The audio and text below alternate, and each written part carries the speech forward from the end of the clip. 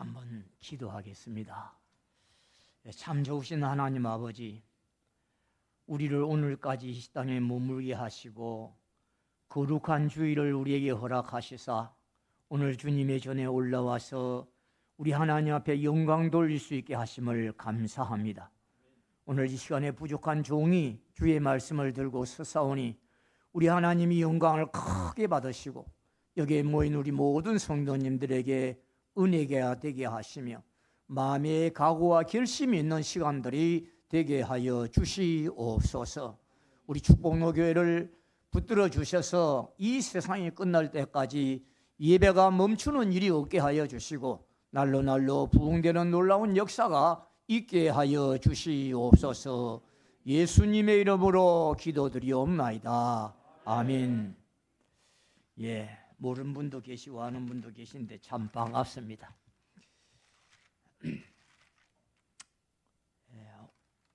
저희 집사람하고 같이 이제 전도를 하는 권사님이 계셨는데, 요사이는 전도를 하면은요, 그 학부형들이 경찰에 신고를 해요. 지금 전도를 하고 있다고. 그러면 이제 경찰이 차를 타고 나옵니다. 나오면은 어느 교회 소속이고 이름이 뭐고 전화가 뭐고 이런 걸 다 묻고 그렇게 하면서 전도하지 말아요. 그런데 이 권사님은 한번 그와 같이 전도를 하는데 옆에 있는 이 초등학생이 동영상을 쫙 찍었어요. 찍으면서 그 내용을 적어가지고 뭘 적었느냐 하면 무슨 음식인가 뭘 주었다는 거예요. 그래서 뭐 음료수인가 뭘 줬다고 해가지고 그걸 해운대 경찰서에다가 고발을 했어요. 그런 경찰서에서 이 권사님을 불렀어요. 다 조사를 하고 나서 두 가지를 이 얘기를 합니다. 첫째, 아이들에게 과자나 어떤 음료수를 절대로 주지 마라. 줄 때는 반드시 축복로 교회라는 이름이 확실하게 적힌 것만 주라. 그러니까 어느 교회에서 주었다는 것을 판명이 되어야 나중에 문제가 생기면은 그걸 조사를 할 수 있기 때문에 그래요. 두 번째로 아이들에게 아무 말도 하지 말아라. 전도는 아이들을 괴롭히는 것이고 괴롭히는 것은 아동학대다. 요새 아동학대가 엄청나게 무섭습니다. 그러면서 경고를 하고 보냈습니다. 지금 이 세상은 마치 초대교회 제자들이 복음을 전하다가 위협을 당하는 것처럼 전도하는 자들이 위협을 당하고 있습니다. 기독교에 대하여서 세상 사람들은 대단히 좋아하지 않습니다. 그와 더불어서 당국에서 복음을 전하는 것을 금지함으로 말미암아서 복음을 전하기가 너무너무 어려운 시대에 살고 있습니다. 그렇지만 우리는 복음 전함을 결코 포기해서는 안 된다는 것입니다. 그러면 어떻게 복음을 전해야 하느냐? 여리고의 세리장인 약 삭개오라는 사람이 있었습니다. 이 사람은 세리장인데 그 사람이 하는 일은 세금을 거두어서 일부를 로마 제국의 당국에 바치고 나머지는 자기가 취하는 겁니다. 옛날이나 오늘이나 세금제에는 대단히 힘이 있습니다. 그래서 막강한 권세를 가지고 있고 오늘 성경이 말한 것처럼 부자였다라고 했습니다. 그런데 이 유대인들의 사이에서는 이 세리를 대단히 싫어해요. 로마 제국의 앞잡이라, 그리고 심지어 매국노라, 그리고 많은 돈을 거두어서 자기가 착취하는 죄인이라 이렇게 취급을 했습니다. 그래서 당시 유대 사회에서는 세리와 창기는 같은 죄인이라고 생각해서 친구로 사귀지 않습니다. 그래서 그는 권세가 있고 부자였으나 늘 외로웠어요. 외로움이라는 것은 참 무서운 것입니다. 오늘도 여기에 나와서 예배를 드리면은 우리가 예로움이 없어지지요. 하나님께서 에덴 동산을 아름답게 만드시고 모든 것을 갖추어 놓으시고 아담을 창조하여 거기에 살게 하셨는데 혼자 사니까 외롭다. 독처하는 것이 안 좋아서 그를 잠들게 하는 가운데 갈비뼈를 뽑아서 여자를 만들어 가지고 아내로 주었던 것입니다. 이런 분위기 속에서 이 삭개오는 놀라운 소식을 들었어요. 아, 예수라는 분이 계시는데 이분은 각종 병을 고치고 그리고 바람과 바다도 잠잠케 하시고 물로 포도주를 만드시고 심지어 죽은 자도 살리신다는 것입니다. 특별히 삭개오의 관심을 끄는 것은 유대인들은 자기를 세리라고 멀리하는데 예수님은 세리와 죄인의 친구가 되어 주신다는 것입니다. 심지어 예수님과 제자들이 세리와 함께 앉아 있고 그리고 세리와 함께 음식을 나눈다는 것입니다. 그 예수님이 여리고를 지나가신다. 그래서 그분이 어떤 분인가를 보고 싶었고 꼭 만나고 싶었을 것입니다. 그래서 예수님께서 여리고를 지나가실 그 예수님을 보기 위해서 길가에 나갔는데 사람이 너무 많아. 그리고 하필이면 또 불행하게도 자기가 키가 너무 작아. 그래서 예수님을 볼 수 없습니다. 예수님을 보는 것이 불가능했습니다. 어떻게 해야 예수님을 볼 수 있을까 고민하는 중에 자기의 눈에 무엇이 들어왔느냐? 길가에 있는 돌 무화과 나무가 보였습니다. 삭개오는 모든 채통을 내려놓고 달려가서 돌 무화과 나무에 올라갔습니다. 그리고는 그렇게 보고 싶고 만나고 싶은 예수님을 바라보고 있었어요. 그러자 예수님께서 그 길을 지나가시다가 놀라운 일이 났습니다. 돌감나무를 가시다가 멈추시고 돌 무화과 나무를 쳐다보시고 이렇게 말씀했습니다. 삭개오야, 삭개오야, 속히 내려오라. 내가 오늘 내 집에 머무르겠다 하십니다. 삭개오는 너무도 좋았어요. 급히 내려와 즐거운 마음으로 주님을 모시고 집으로 갔습니다. 삭개오는 그렇게 보고 싶던 주님을 만나고 마침내 놀라운 구원을 얻었습니다. 그런데 지금 세상은 교회를 행하여서 무엇이라고 말합니까? 개독교라고 말해요. 요사이처럼 개가 사랑을 받는 때는 아마 없었을 것이에요. 요사이 개는 얼마나 사랑을 받는지. 무슨 개 미용실이 있죠. 어떤 개가 엄청나게 아름답게 꾸며서 얼마 주고 했느냐가 20만 원. 입이 딱 벌어져. 20만 원이나 주고. 그리고 개 호텔이 있어요. 개 장례식장이 있죠. 개를 위해서 없는 것이요. 개병원이면 막 찾고 우리 서집사님 아들도 개병원 하고 있네요. 그래. 우리도 동네 경찰 출신인데 그분 뭐냐면 아침마다 이렇게 10시쯤 되면 개를 몰고 가요. 어디 갑니까? 개 유치원에 간다 그래요. 자기 부부가 이제 나가고 나면 개가 얼마나 외롭느냐. 그래서 외로움을 달래주기 위해서 개 유치원에 데려가고 오후가 되면은 6시쯤 되면 또 개를 데리고 와요. 그러면 합니까? 요새 유모차는 이 아이를 위하여서 있는 차지요. 그런데 요새 유모차를 많이 이용하는 것은 연세가 많은 분들이 걸음을 이렇게 잘 걷기 위해서 밀고 다녔는데 별로 젊지도 않는 사람들이 유모차를 몰고 다니는데 사람이 아이가 있는 것을 들여다보면은 아이는 없고 개만 있어요. 그래서 요새는 뭐냐, 얼마나 개를 사랑하면 개가 다리 아플까 싶어서 유모차 몰고 다녀. 개모차라. 이렇게 개를 사랑하는데 개가 우리의 말 앞에 붙으면 아주 좋지 않습니다. 개자식아. 이거는 행사가 아주 못됐거나 비난하다고 욕할 때 개자식이라고. 그러면 개독교는 뭐냐? 그것도 비난하고 욕입니다. 개독교는 왜 개독교를 하느냐? 우리 예수 믿는 사람 속에 예수님이 안 계시기 때문에 개독교를 합니다.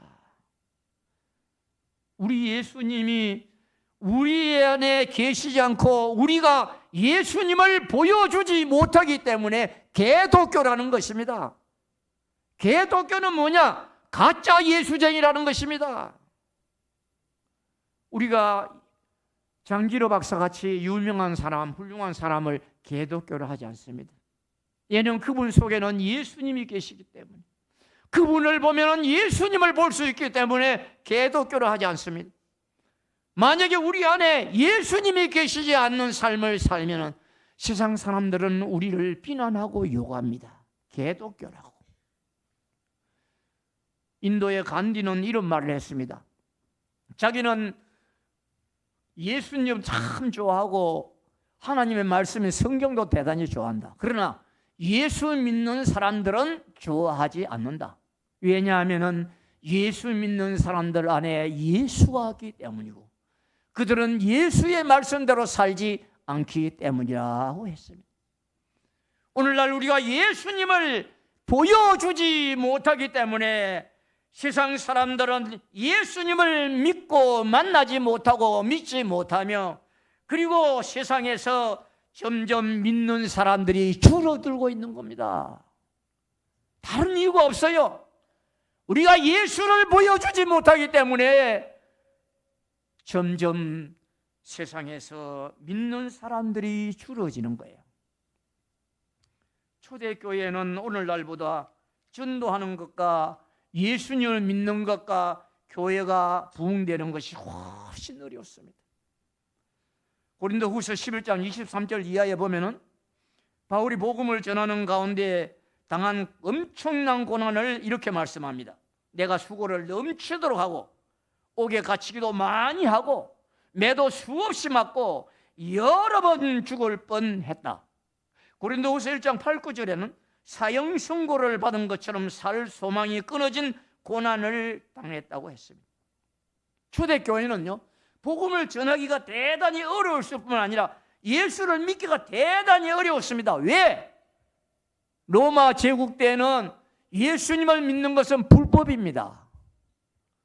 그렇기 때문에 예수님을 믿다가 발각이 되면은 잡혀서 매 맞고 옥에 갇히고 고문당하고 사자밥이 되고 심지어 불에 타 죽기도 했습니다.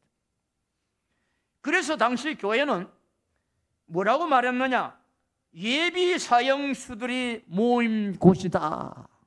언제든지 잡히면 죽는 예비 사형수들, 사형 선고를 받고 사형 집행을 아직도 행하지 않는 사람들만 모인 곳이 교회라고 했어요. 그렇게 로마 당국의 감시와 박해가 심했습니다. 그래서 교회 역사 연구에 따르면 그들은 오늘날과 같은 복음 전도를 실시한 일이 없어요. 나가서 예수 믿읍시다 전도하지 않았어요. 오히려 이 세기경에는 교회는 불신자들이 교회에 들어오는 것을 적극적으로 금지했습니다. 요새 신천지가 교회에 오는 것을 막는 것처럼. 왜냐하면 기독교가 불법이던 시대에 첩자나 밀고자가 들어와서 교회에 들어와서 교회를 밀고 하게 되면은 교회가 풍지박산이 되고 많은 사람들이 잡혀서 죽음을 당하기 때문에 교회에 집사를 세워가지고 사람들을 점검하고 분별하고 신원이 분명치 않는 낯선 사람은 돌려보냈습니다. 또 교인으로 받아들이는 세례 교육 과정도 최소 3년에서 5년 동안 아주 길게 했어요. 왜 이렇게 길게 했느냐?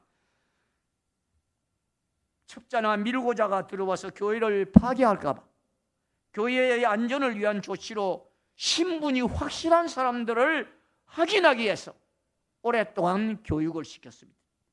그런데도 불구하고 어떻게 교회가 부흥이 되었을까? 전도도 못하고 오는 사람도 많고 이렇게 하는데도 어떻게 교회가 부흥되었느냐는 것입니다. 어떻게 부흥된 이유는 성도 개개인의 삶의 모습과 놀라운 사랑으로 결합된 교회의 공동체 때문에. 그러면 초대교회 교인들은 어떤 삶을 살았느냐?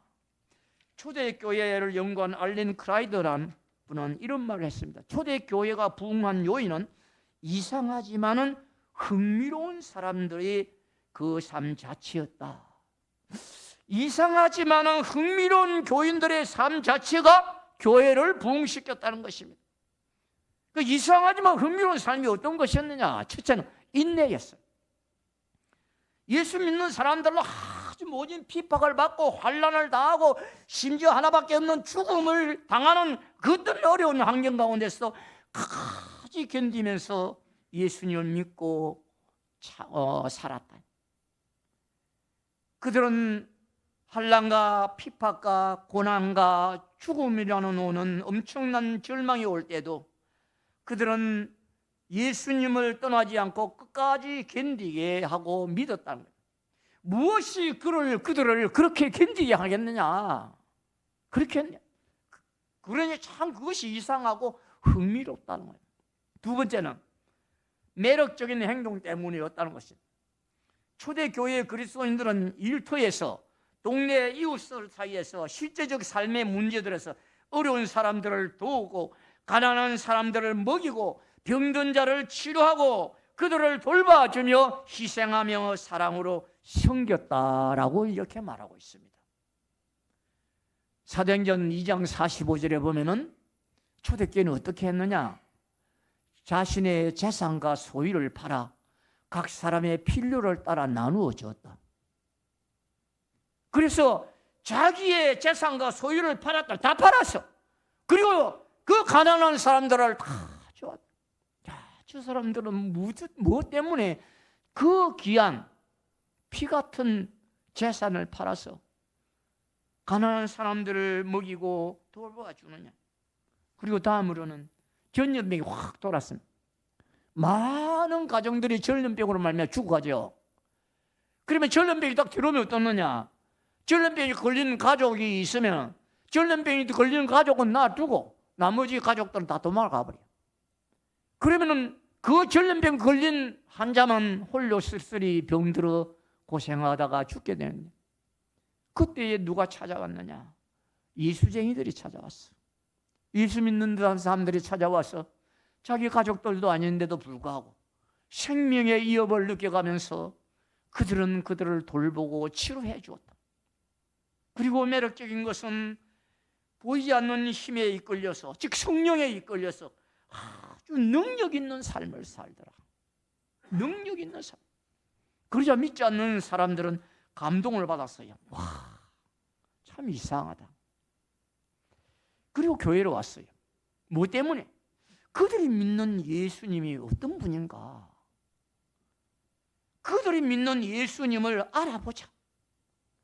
어떻게 해서 피 같은 그런 재산도 나누어주고 생명도 아끼지 않고 그들을 돌봐주고 어떤 고난과 역경 가운데서도 끝까지 견디고 참느냐? 그들이 믿는 예수가 어떤 예수냐? 그걸 알아보기 위해서 자발적으로 왔어요. 자발적으로 와서 마침 교인이 되었습니다. 로마 제국에서 기독교를 믿으면 다 잡아서 가두고 죽이고 하는데 예수를 믿어도 좋다 하는 것을 공인하는 게 칙령이 있었는데 그것을 밀라노 칙령이라고 그래요.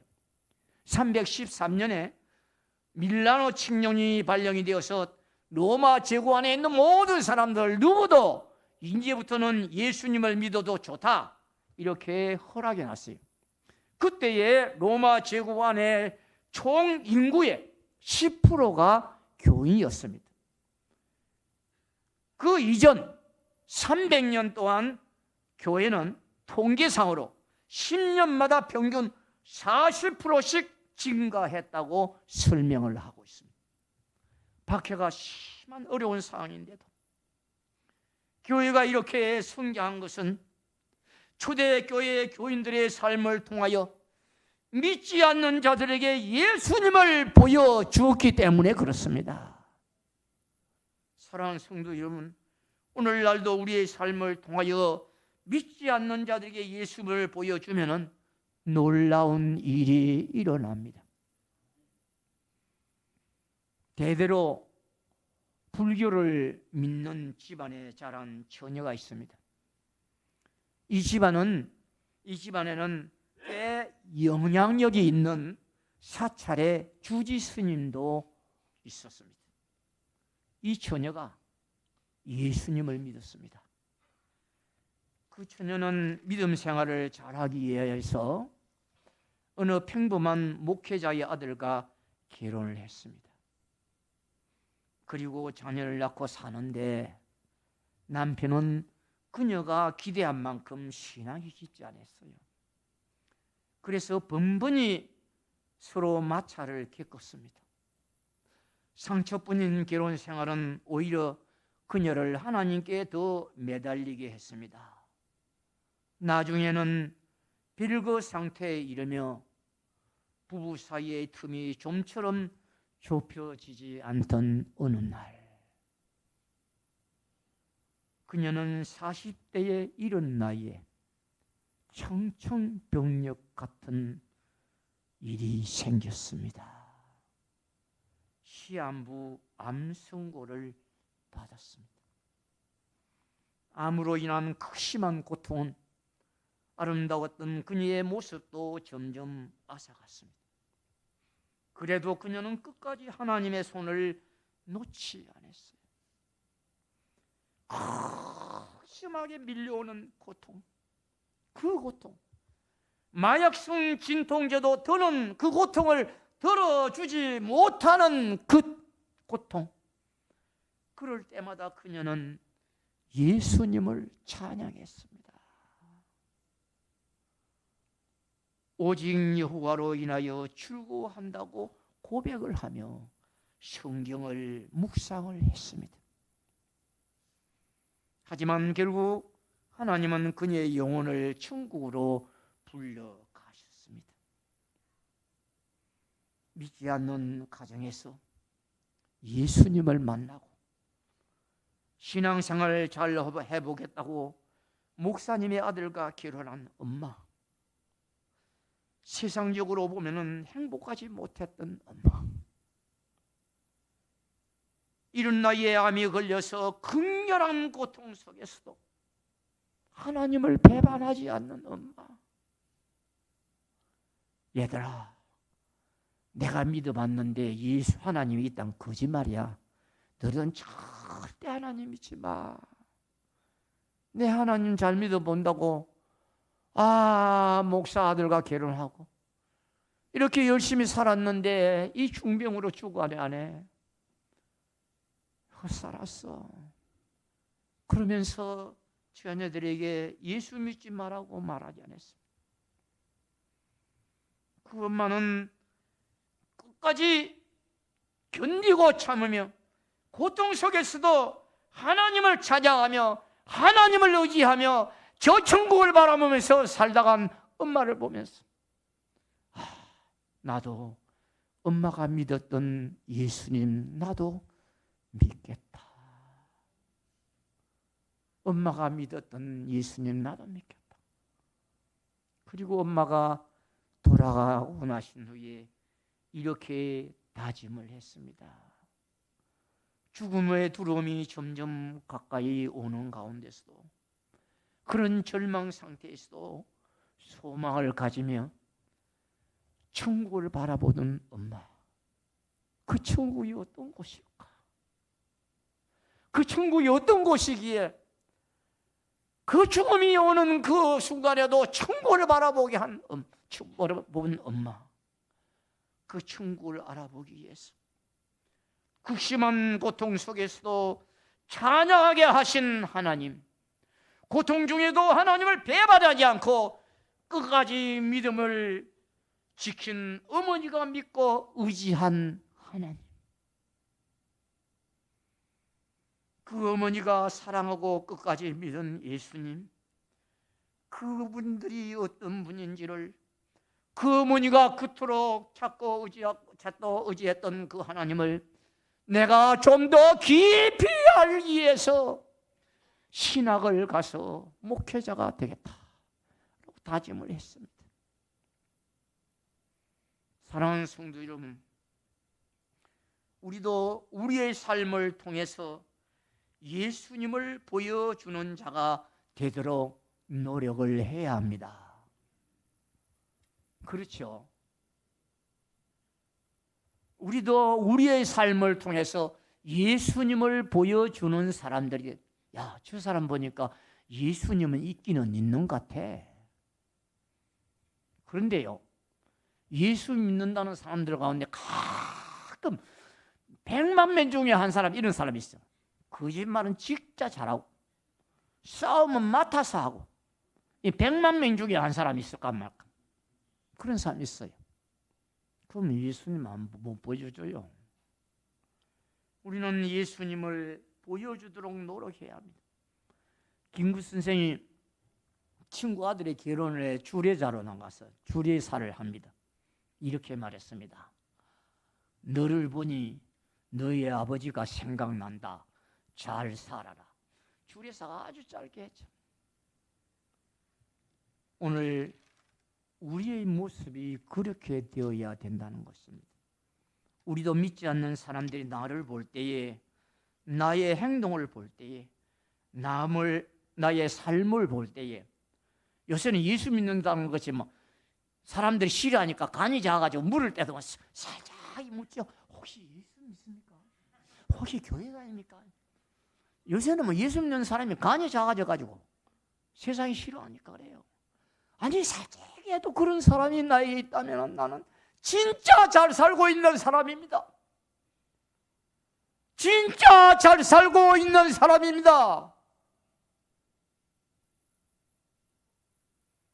나를 바라보면서 예수님이 생각나게 하는 사람이 한 사람도 있다면 내 삶은 참으로 아름다운 삶입니다. 내 삶은 하나님이 칭찬해 주실 삶인 것입니다. 내 삶을 보면서 감동을 받고 예수님을 보게 되고 예수님을 만나게 된다면 내 삶은 최고의 삶입니다.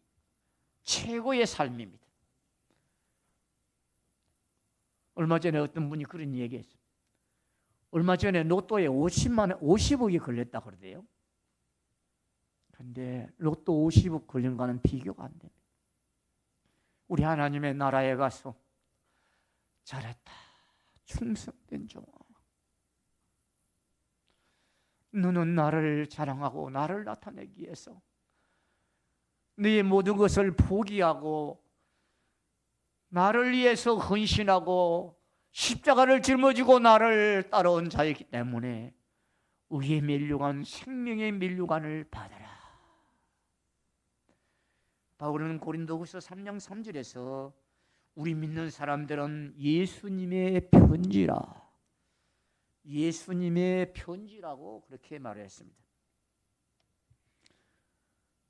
예수 믿는 사람은 하나님의 말씀인 성경을 보고 예수를 믿고, 세상 사람들은 예수 믿는 사람들을 보고 예수를 믿는다.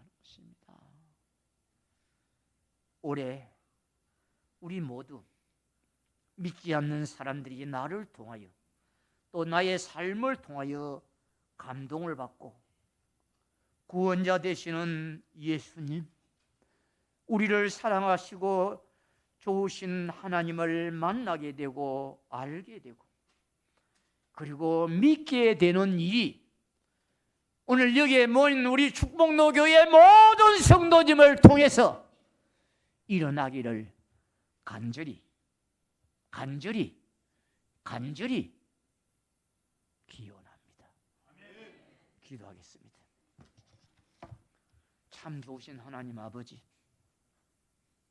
만세전에 우리를 택하시고 만민 중에 하나님의 자녀로 불러서 험난한 세상, 눈물 많은 세상, 고통 많은 세상, 슬픔 많은 세상, 이상에 이때까지 우리의 생명을 붙잡아 주시고 아직도 우리가 이 땅에서 주님을 보여줘야 할 사명이 남아있기에 생명을 붙들어 주심을 알고 올해는 우리를 통해서 예수님을 보여주고 우리를 통해서 예수님을 만나는 자들이 나타나는 놀랍고 복된 한 해가 되게 하여 주시옵소서.